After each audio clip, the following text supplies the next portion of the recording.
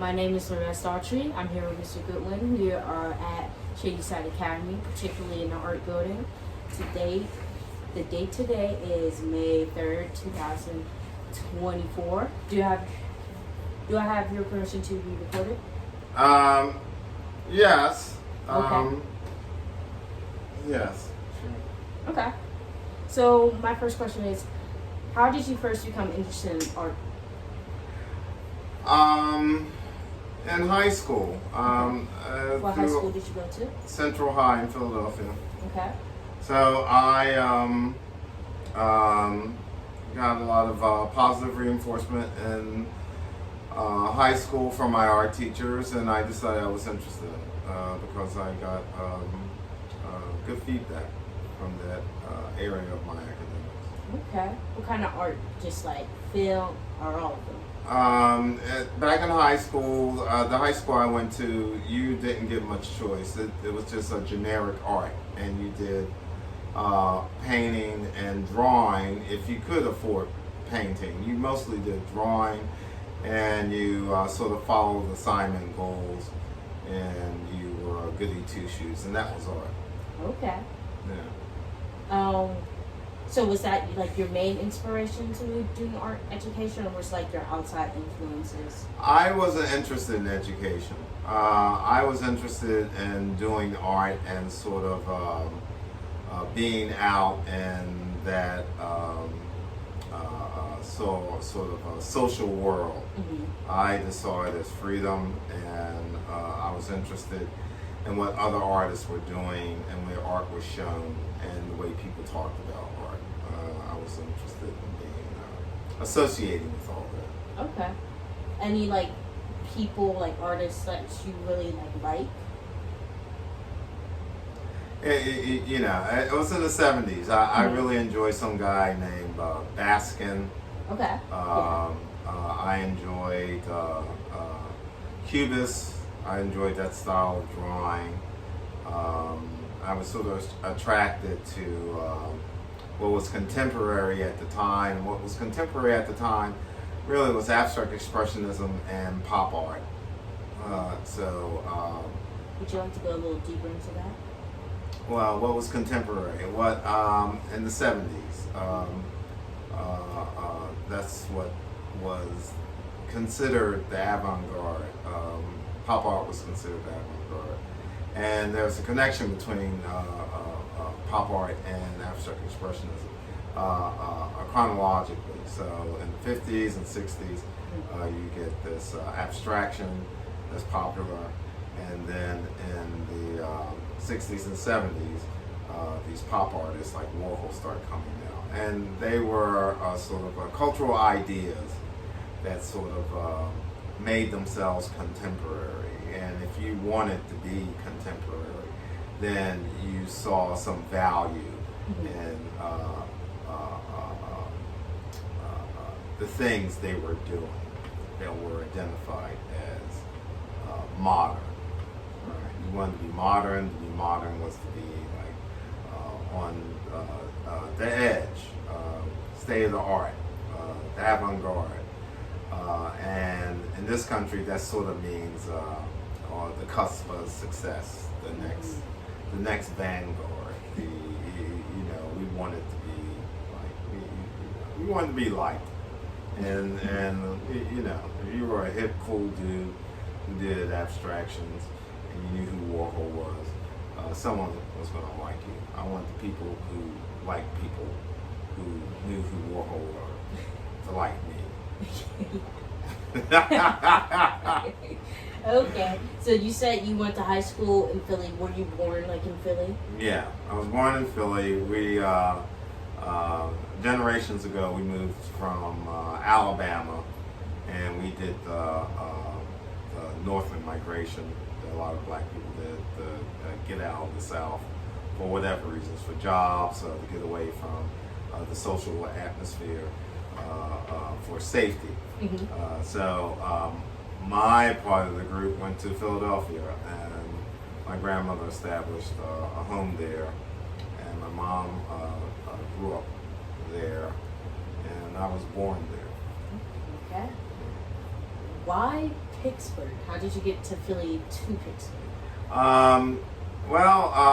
It's there are parts in your life where you have to stop fooling around. So I was in Philly, and I was at one of those junctures. It's like, well, you got to stop fooling around. This is like nice, but I really like something a little more constructive. And I went to a job fair, and I saw a couple of people who were like just hanging out, and one of them just happened to be the headmaster of Winchester Thurston, right? And at my age, we were contemporaries. How old were you at the time? 40-ish. All right. So I just sat down, so I was talking to like some administrative assistant. And then I went over to the Shady Side table, and I'm talking to the administrator. It just happened to be they were the headmasters. And that's how that happened. I was willing to leave. I always thought Pennsylvania was like this little thing, and all of us got along. Like, yay, Pittsburgh! Yay, Philadelphia! Yay, Harrisburg! It wasn't until I came to Pittsburgh that I found out we all hate each other. It's like, God, are the Flyers that bad? They are, but I didn't know that. They were just a hometown team, and I really didn't have much taste for them. But people here like it's mania. It's Okay. Yeah. So you said you talked to the Winchester and SSA. Did you know immediately you were going to go to an SSA, or did you have any teaching experience before that? I did. I worked at a place that catered to people with exceptional needs. I taught art there, and Do you also remember did the name? Exceptional Children's Foundation. Okay. And I did some work substituting, and I did art teaching, odd jobs, all right, going from place to place. And I've always taught in one capacity or another, so it wasn't like a big transition. I think I was on the battleground as a long-term substitute in Philadelphia. Where third graders can teach you a thing or two. I was already teaching. I always kept close to some field that had to do with visual art, and so it was a natural fit. Okay. I really didn't know it. I never heard of Shady Side Academy. I thought it was a peculiar name. But there were a certain group in Philadelphia, the executives that my sisters worked for, who were well aware of what the school represented, and they were excited. And that made everyone else excited. I just thought it was be a nice teaching job. A nice place. I thought it was in the city. I didn't realize there were at the time 3 campuses. So I was looking at the junior school, and I was really glad that there was bus transportation to everywhere you wanted to go. So when Tom Johnson gave me a ride from the airport to here, I expected there to be a bus stop somewhere. And who was Tom Johnson? Friendship Academy. Okay. Right. He does the he does commencements. Okay. Beginning and the end of commencement. You've seen him every year you've been here. And he just passed recently. Oh, okay. Yeah. So he's a great loss. Friendship Academy. He was working on another academy. He's Shady Side alumni. And before he became Reverend Tom Johnson, he was Tom, I think it was a lacrosse coach, boys lacrosse. Yes, yeah. And I think he was also an English teacher. So things happen. You turn around and things happen. A lot of things happen since I went to Temple University and art school. Oh, you went to Temple? That one. Oh, look at that! You're wearing a Temple shirt. I'm going to Temple. Oh yes, Yes, wow. yes, I'm very excited. Yes, you know. Yes. Mm. So, you got here and you didn't know there was bus transportation. Like, how did you have to get in cars? I'm guessing. Oh, I used to just jack the cars when they came down the road.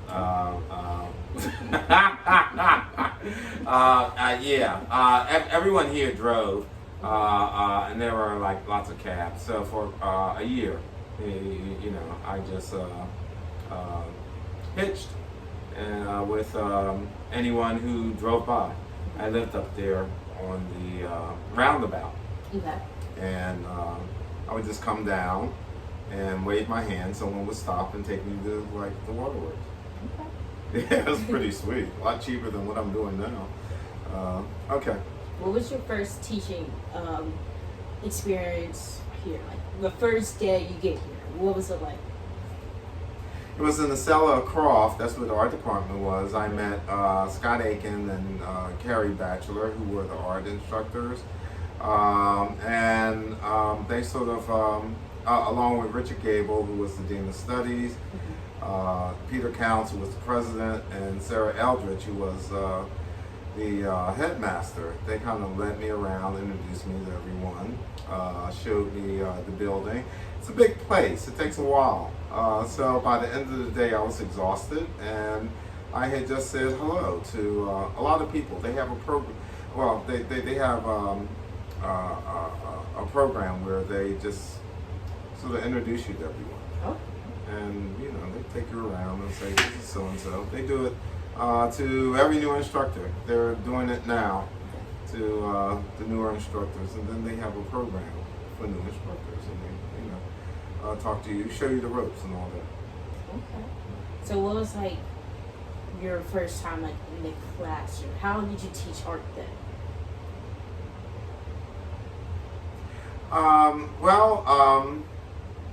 My first year in the classroom, you use the syllabus, and you read. They give you materials, and they tell you what kind of courses they teach, and what you have at your disposal, how large your classes are, what the curriculum is, and you sort of fit into that. You observe, you watch other teachers teach their classes, you have conversations, and you get to know the place. I mean, the first time you're sort of in limbo. It's you know, it's you have something in front of you. You sort of look at exemplars of what people have produced in the past, and you put all that together, and you see how it shakes out. Okay, yeah. Has it evolved during the years, like the way you teach or anything? Well, I can just summon things. I've taught so many assignments that I'm a little more deft at changing course. If I can teach something, and if it's like not being, if my class isn't as receptive as they were in the past, which means it's just a different group of people, I'll change course. You know, so I'll like change a painting assignment to a design project, to a drawing project, to something that involves outdoors, to something that involves printmaking, to something that you know I can jump around. I'm a lot more agile with how I can present an assignment, and how I can moderate one or adjust one, or you know, because every class is different. Of course, yes.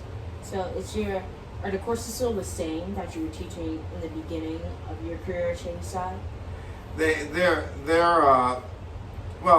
different shapes. Studio art was a year-long class that changed to a two-term class, which changed to a term class, right? And there were 2D and 3D when it was a year long, and then it was separated into 2 and 3D. They were separate classes. Do you remember when any of this like really happened, like the year? No. I've been here too long. It's all like just gray. You know, I'm grateful that I have a memory. I don't need to remember all this stuff. Things change. Say every 5 years or so, something's bound to change.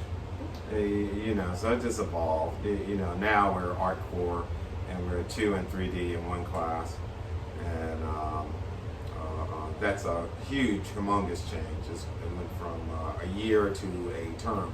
Our terms are longer. We're semesters now, and that should be interesting. But there are lots of challenges ahead that we haven't really fleshed out. We just like sort of cobble some things together, and we're hoping it works. And maybe when we have time to do this, we can sort of like figure it out. We sort of need a board, and you know, things have to happen. You know, things have to get a little difficult before they straighten themselves out. You know, that's what change is. You know, sometimes it's sloppy. So you mentioned Miss Batch being like one of the first people who were here when you were arriving to SSA. She has recently, last year, retired. Earlier in the career, was she like really a big help to you, like a mentor? Were you two like friends outside? Like, how was your guys' connection? We spent all our time together in the art department. There's lots of space in the art department, but still, you're like there are just 3 of us. Yeah. So we get to know each other pretty well. We used to joke about how we could just pass each other in the halls and say a couple of words, and we just had a meeting. Right? We didn't really have to call one. We could just yell at each other from the other side of the basement, and that's how I got to know what was going on a lot of the time.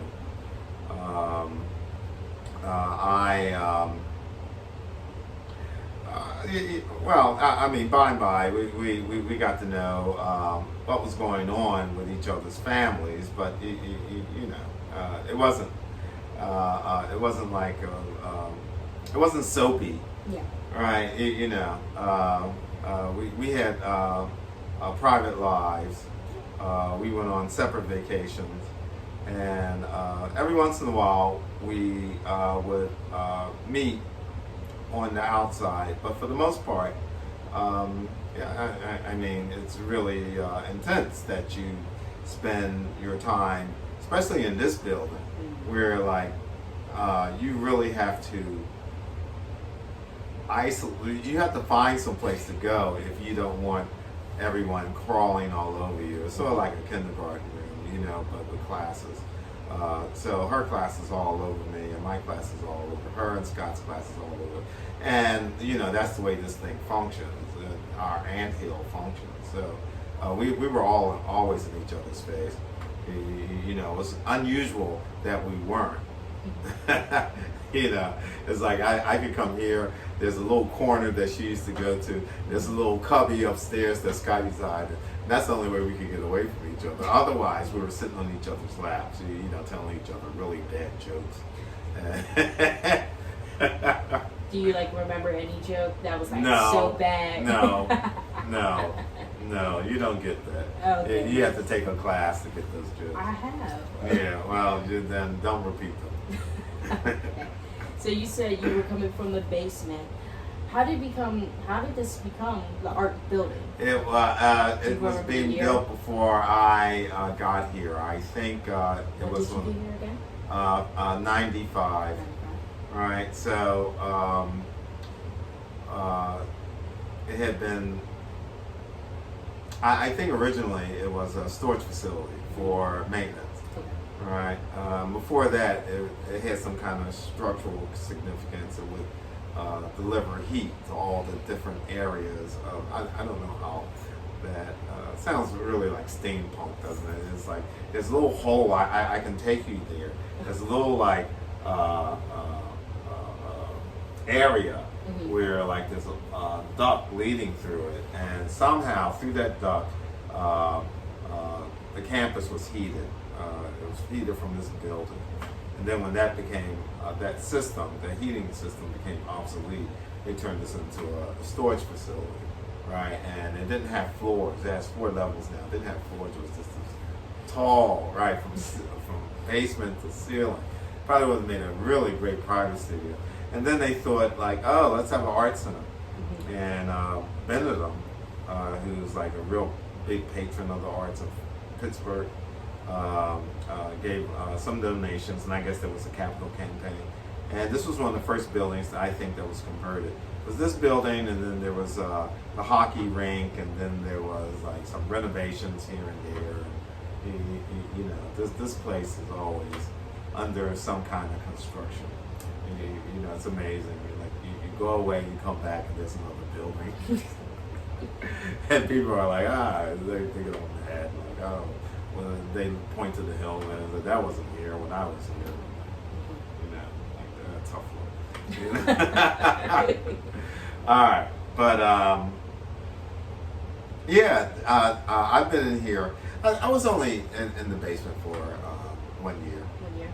Yeah, that was 1 year. You know, amazingly, we have a student here. She's a junior, and her father actually went here, and he was with me when I first came here in that basement. He was a clay person, you know. His Zeke and Zach, I think they were brothers, and one of them was like a really good potter, right? And it's like his claim to fame was making us angry because he could use up like a week's worth of clay throwing one pot. He'd come in and he would have like a 3-foot pot like this, right? You know, he was really talented. So he's alumni now, and his daughter is in the dorm. Okay. Yeah. Thanks. So reflecting on your time, what are some significant milestones or achievement in a role as an art teacher, especially here? Because I know you're one of the only few Black teachers here. So if you would like to go into that, were you still the only few Black teachers when you started? Were you the only Black teacher there? No, there was Celeste Payne. She was from Brown. She taught biology, and there was a couple of people whose names I don't remember, and they were very prominent on campus. There was Tom Johnson, was a very prominent presence on the campus. There was the Cephases. They were on the board, so there was a presence. There was a Black Parents Union that mirrored the Black Student Union. If you were a parent of a student who was Afro-American, you were sort of, I guess by default in that program. So there was a presence. There was also a lot of POC, people of color here, right? One of the things that I noted about Shadyside Academy is that sometimes you didn't know the ethnicity of the people you were looking at. You know, it's you could assume, but you could be wrong.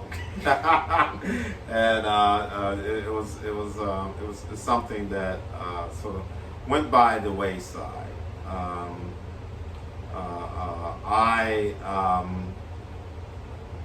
I stuck around. A lot of people left for whatever reasons. Some retired. Some found greener pastures. Some this was a pit stop to greater opportunities. But I think I was one of the older people who started here. Right, I was 40. So when I started here, I was with people who were like 30 and under. Right, so they might have felt comfortable jumping around. I didn't. I did my share. From Philly to Los Angeles to New York to I was tired of it. And I met this guy on the quad once during one of those parent association meetings where they're supposed to meet the advisor, and no one's talking to the advisors. And me and someone who was visiting for the first time, who wasn't a parent. I don't know where they came from, probably an uncle or a grandparent. Looked around. We were like in the middle of the quad, and he said, "This is a nice place. You should keep this one, right?" And it was just, it was something I hadn't thought about, because I thought I was on my way to New York or something. I thought it was just destiny. I was going to end up in New York, and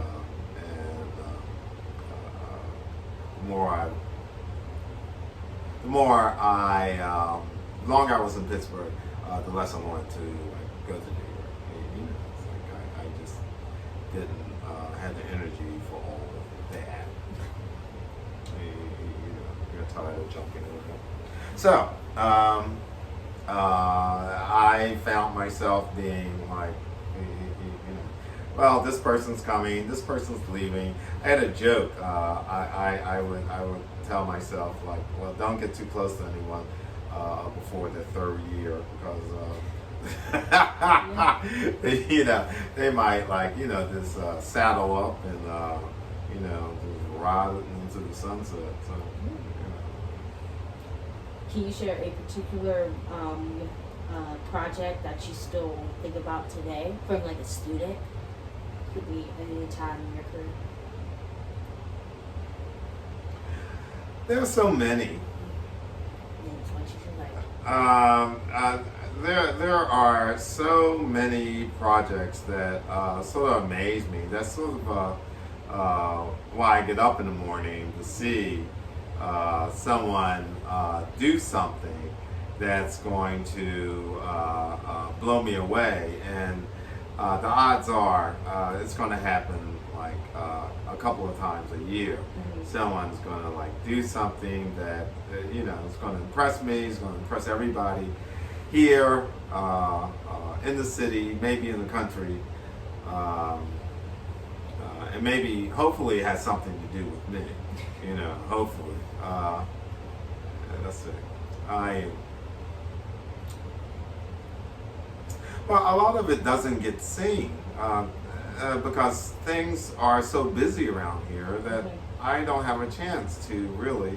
I'm not a museum curator, so it's like, sometimes I catch work that's important.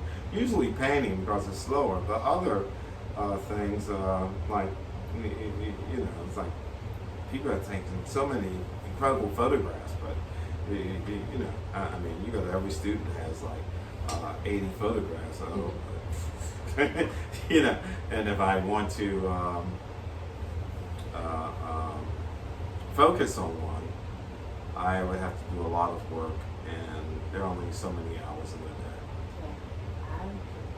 Yeah. So, how have you seen art change in your career, and how has your teaching style implemented that change? Oh, digital. It's all been something that happens with digital. Do you remember the year it was really? My first year, I saw a computer. I said, "What's that?" Get that thing away from me. You want me to do what? And with hindsight, there was even a larger divide between adults who knew what to do, and the kids who were really hungry. They were willing to become cyborgs or androids. They were so excited about that. Now you ask a kid I need a techie, right? And everybody runs the other way. But then everyone wanted to be the offspring of the singularity. They wanted to become one with our superior intelligence and all this stuff. So many things changed. Infrastructure changed. The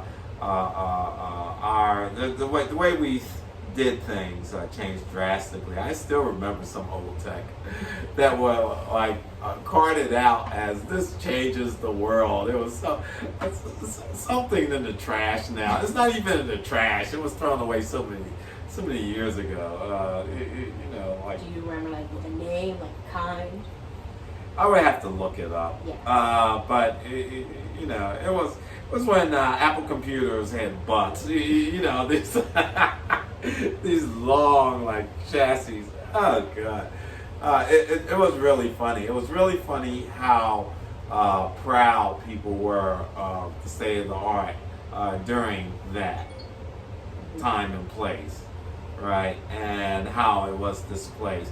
I remember there were still a lot of people using analog cameras, and the whole industry was analog was media back then, right? If you were a spy, you needed to take a picture and find a dark room in order to develop it, right?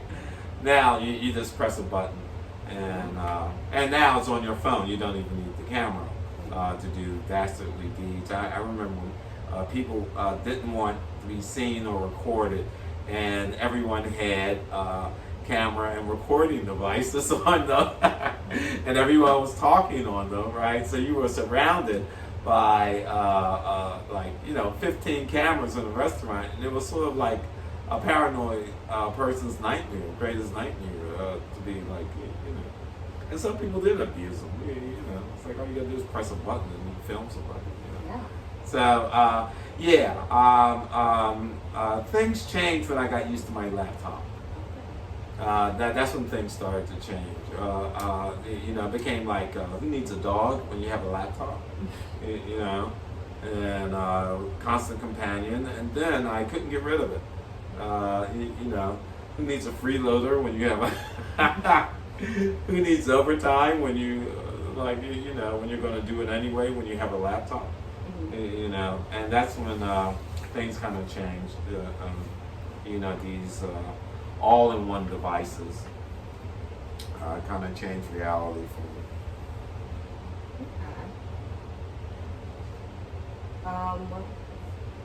Okay. How did you balance your personal, like, artistic pursuits and like your school? So, like, do you do art out of? Yeah, that I went to Bar College for grad school, and people would look at me and shake their heads when I told them I was a high school teacher, and they wanted to they wanted me to be department chair. All right, they thought it'd be nice if I had a master's, so I went for an MFA at Bard, and I'm with all these guys who are gonna conquer the world, and they would say, well, what are you gonna do, right? And I said, well, I'm going to go back to this private school. I'm going to teach. And they would look at me like, I was a deer looking at like some car's headlights. So, Do you remember the year that was you went back? Like to grad school? 97 to 2000. And when did they want you to be department head at the same time? Yeah, in 2000. Okay. So, they sort of warned me that you wouldn't have time. And I did a little work after Bard, but I didn't feel like, but my doctor and I would have these conversations, and they thought it'd be like, interesting to say, well, what kind of work are you doing? Are you working now? What's your work like, right? And I would look at them, and it usually would take them from like 10 to 30 seconds to say, yeah, I know. But then when I go home, I'm a plain doctor is over. And I know. If you have a cold in my family, you go get an aspirin. You don't bother me. You don't work all day. I just bought that car for you. Leave me alone. There's another reality. I always kept a studio. I sort of hobnobbed around in the art world. They call that the scene. I commuted from Pittsburgh to Philadelphia to New York and D.C. I do remember in the early aughts that things sort of took a hit when, since World Trade Center is in New York, and I was commuting back and forth, 9/11 was a thing. You know, I'm running around with artists when that city is like in crisis. The site of those buildings, World Trade Towers, were sort of it was very, very close to the cultural center of New York City, especially Chelsea, which is where I stayed when I went to New York. So that was difficult, and it sort of like took the wind out of the sails of that. You know, oh, I graduated. Oh, I have a master's. Oh, I have a job. Oh, airfare was so cheap. You know, back then. Oh, it was like, you know, and I knew everybody. And then all of a sudden, boom, you know, and it's like, well, you know, you can make like it didn't happen, but people weren't feeling so good. You know, and wars were starting, and you know, it sort of made you rethink your life, and you know, kind of made you doubt a lot of what you wanted. Early aughts.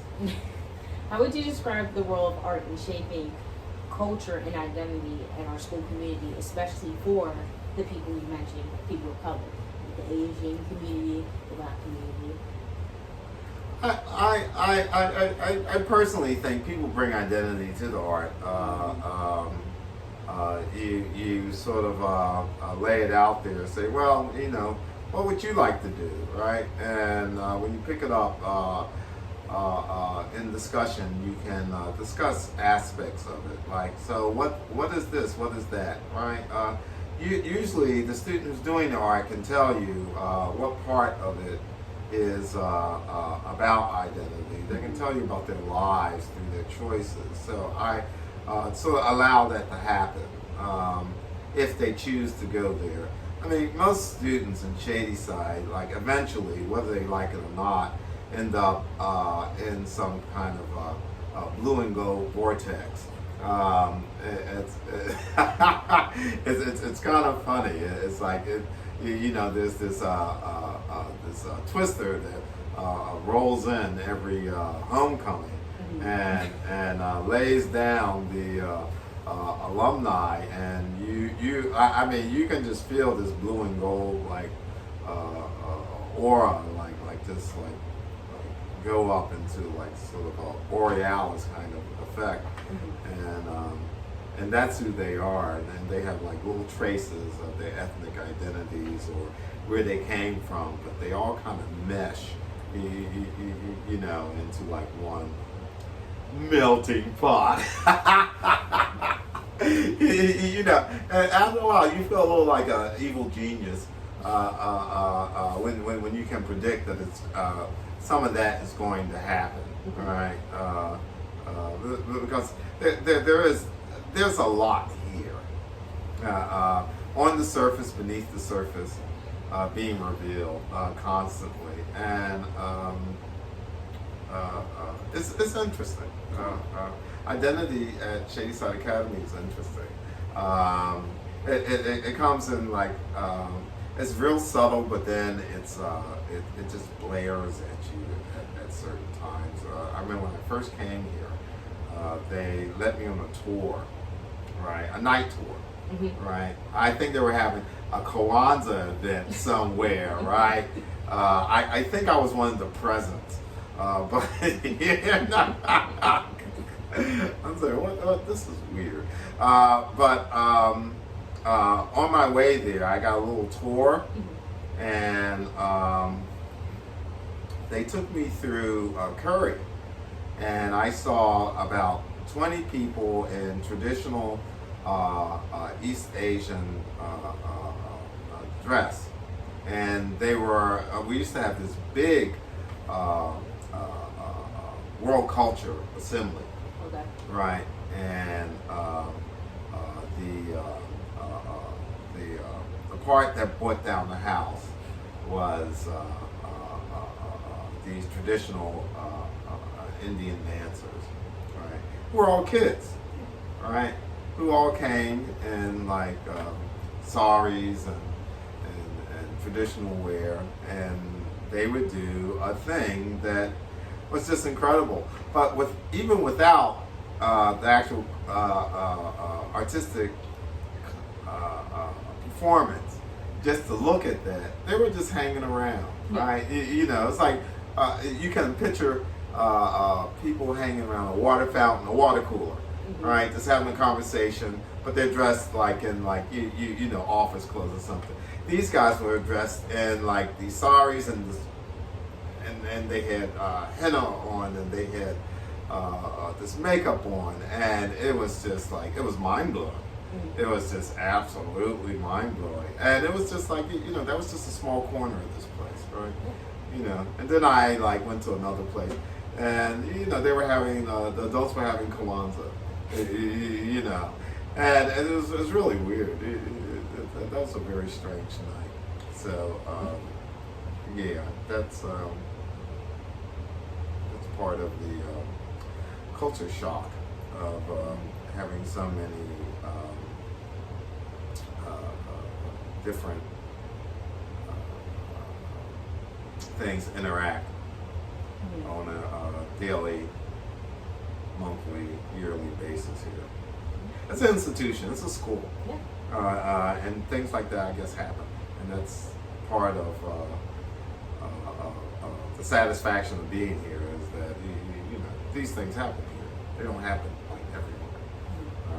So summertime is a really different time for me. Because it's like there aren't like 500 people that you can reasonably say hi to, right? There are 5, maybe. No, there are not even 5. And this is Highland Park. All right. But this is, I'm going on. Oh no, I just wanted to check the time.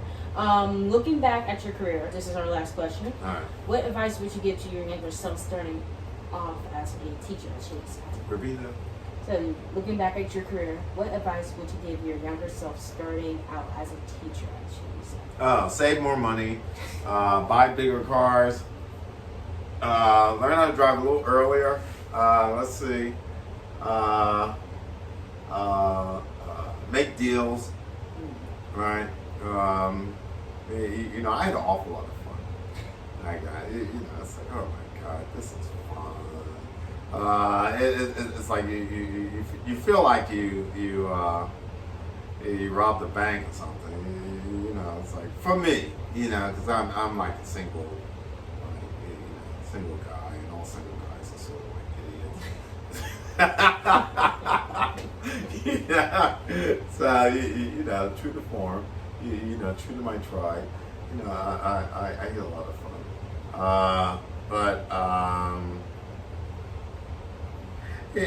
Maybe I would be a little more cautious. Maybe I would be. I don't know. I don't want to second guess myself. It is what it is, and I'm in a good place. I'm not. I'm not complaining. I would have liked to know that I was going to get to a place where, like, I'm not complaining. It's like, I thought I would want this or that, or be like real desperate or something like that. But I think I got a certain age where I go like, just being here is lucky. Being here or being in my own skin. It's like, it's okay. I'm not gonna say that. Wait, no, you have to say it now. You have to say it. It's like, you don't need hair. Yeah.